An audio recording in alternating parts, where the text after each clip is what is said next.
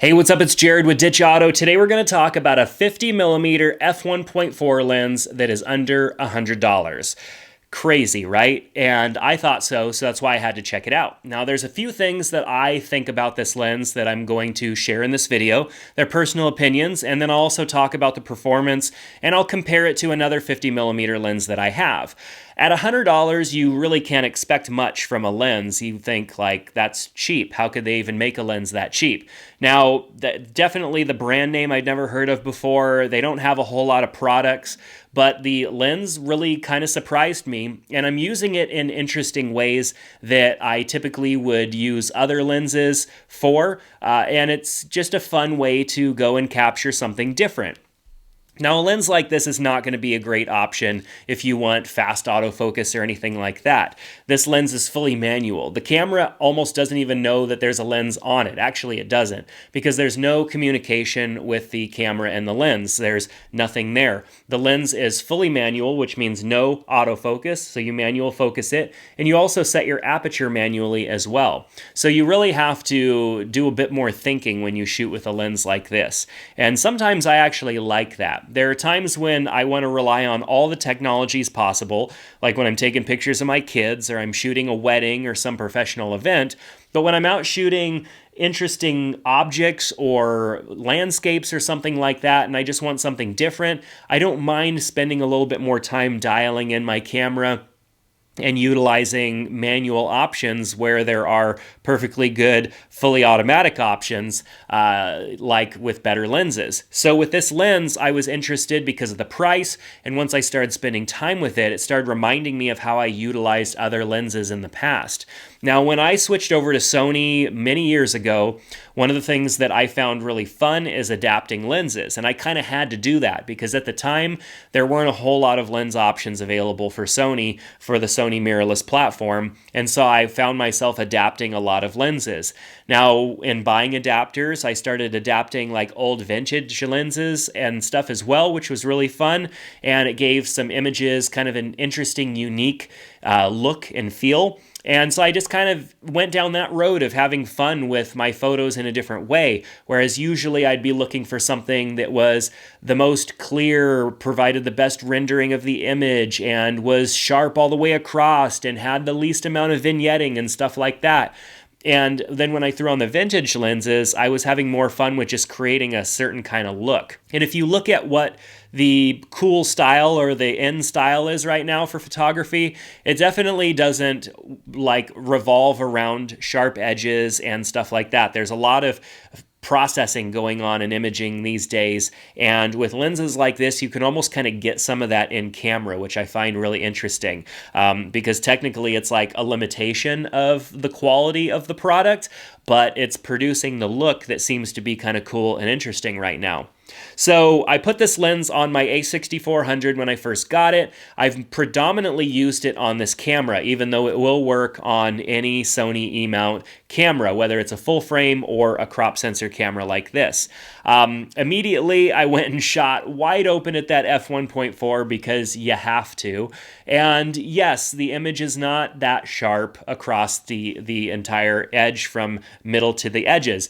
It is soft, and that's to be expected. Even on the advertising for the lens, it says, I can't remember the exact wording, but it's like, it's basically sharp at f1.4 in the center. So it's saying, like, look, the image isn't going to be fantastic, and you know what? That's okay. A lens like this is not fantastic. It is for just utilizing in different situations and kind of having fun with. So I went out and tried to take some portraits with it, which is challenging because it's manual focus. When you're shooting at f1.4, that depth of field is so shallow that you really have a hard time with it. Because the camera doesn't even really recognize that it has a lens on it, because this lens has nothing that communicates with the camera, you have a situation where you can't use focus assist or manual focus assist. With a normal lens that does have communication, when you go into manual focus mode, the camera knows that you're trying to manual focus, and manual focus assist doesn't work. You can't make any of those changes in camera really because it doesn't know that there's a lens on there. But what you can do on this camera, specifically with the Sonys, is use a 2x punch in that you can do manually. And so that's what I would typically be using to make sure that I'm getting my image sharp, because it's really hard to see at 50 millimeters. 50 millimeters is not super close, so you're not super close to whatever it is you're taking photos of, so you can't really tell whether or not you're in focus unless that thing is directly in front of you. So with that said, I'll use that 2x punch in just to make sure, and I've actually remapped that to my trash can button, so it just makes it really easy for me to punch in really quick, make sure that I have whatever it is that I'm taking a picture of in focus with the manual focus ring on the front, and then I can go and take my shot. It's not as great of an experience as having a autofocus lens that does communicate with the camera, that can tell the camera that it's in a manual focus mode, but it gets the job done. Remember, under $100. So with that said, tried to take a portrait with it. The portrait was okay. It definitely reminded me of using vintage lenses, adapting it to these cameras, which was kind of fun because this lens is new, which means it's clean. It doesn't have all the weird aberrations and stuff like that you would get with a vintage lens. A lot of times these vintage lenses are dirty, they're scratched, there's mold or fungus or whatever on them, and there's things affecting the lens that is going to overall affect your image. And those are things that you can't really fix unless you go into Photoshop and try and fix them. Whereas a lens like this, yes, it has some of those vintagey aspects because it's just not a very high-end lens, but it doesn't have those artifacts and weird stuff like that going on that, so less Photoshop time is basically what I'm getting at. And you still get that vintagey look, which is kind of an in thing right now. That's the style of the photos we go out and we spend thousands of dollars on our lenses, and then we run filters over the top of our images that add artifacting and add softness and things that typically we try to spend, good money on lenses to not have. So with a lens like this, you spend $100 on a lens, less than $100 on a lens, and you get some of that look right in camera. And then you could just throw another filter on top of it, and great, post it to Instagram, you're done. So one of the other things that I like about this lens is not only is it manual focus, but it's manual aperture, which means I can kind of dial that in and feather it in however I like it. That is fun because, you never really know what you're going to get. You can look and see and say like, okay, I think that's f4. You really have no idea because the camera doesn't have any idea what it's at. When you go and look at your photo, there's nothing written to the photo that says that it's an f4. You just have to believe. But when shooting video, it's nice because if you're going from like an indoor to an outdoor shot, you can just really easily like feather that in, and it's just a smooth look. I like that because most other lenses have that weird stepping when you adjust the aperture. So like I said a few times now, the photos aren't going to be perfect that you're going to get with this lens, but that's okay. It's under $100 and you're getting a lens like this to just be able to shoot wide open at f1.4, but have a 50 millimeter lens that doesn't cost much. So there's imperfections there, of course. And I've shown you some photos, and there's a link below that'll take you to the Ditch Auto website where you can actually see the photos and get a little bit more up close and personal with them, because it is kind of hard to see the quality of an image that's been rendered out in a YouTube video. So definitely check out that link down below. But shooting video is also kind of fun with this lens because you have that manual aperture, which means when you're doing those types of shots where you need to go from like indoor to outdoor or something like that, you can just feather that aperture in. Whereas most other lenses are going to have like a weird stepping when you're adjusting the aperture. You're going to have to figure out a different way to adjust your exposure, maybe using a variable ND or something like that. It's just a little bit challenging to do those types of shots. But when you have a kind of, I guess, a declicked aperture ring, because this one definitely doesn't have the option to be clicked or declicked. It just is nice and smooth, and you can get those kind of shots. It gives you nice clear images for the most part, unless you're shooting really wide open. I found that I got pretty good images at f4. F4 seemed to be a nice kind of sweet spot for the lens to where it's still letting in a good amount of light so that I can get maybe not low light situations, but I could still get that shallow depth of field to an extent.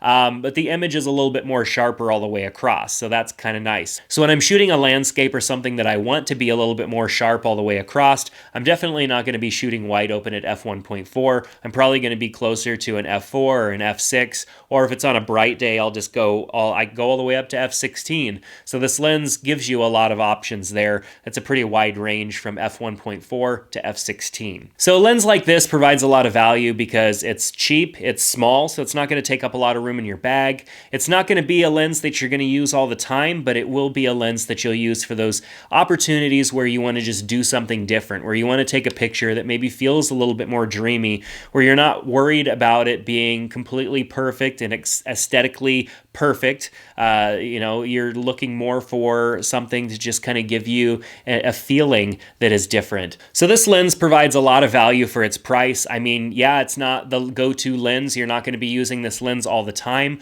but there are so many opportunities to use a lens like this when you have a little bit of extra time, when you have a little bit more control over your situation, and you want something that's going to give you a different look. A lens like this is going to give that to you. Yes, there are going to be some things that are wrong with the image. It's not perfect, but it's going to give you that dreamy feel. It's going to give you a little bit more of a softer look, and depending on what you're going for, that might be exactly what you need, and it's something that you'd have to do a lot of post-processing in Photoshop to get to.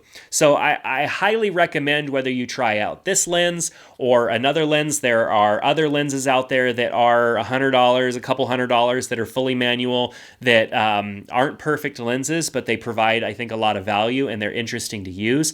There's a 35mm lens that I have that I find pretty interesting, and then also an 85mm fully manual. These are lenses that were super cheap that I find a lot of fun to use. And so if you're thinking about changing things up, but you don't want to go and spend hundreds and hundreds of dollars to get yet another lens, spend under $100 and try out a lens like this. You don't have to worry about going and getting vintage lenses or old lenses and adapting them. This lens fits perfectly on your camera and it's going to operate great. I think you're going to have a lot of fun with it. So I've got links down in the description below for you to check out this lens from Brightin. It has a 52mm lens ring on it if you're interested.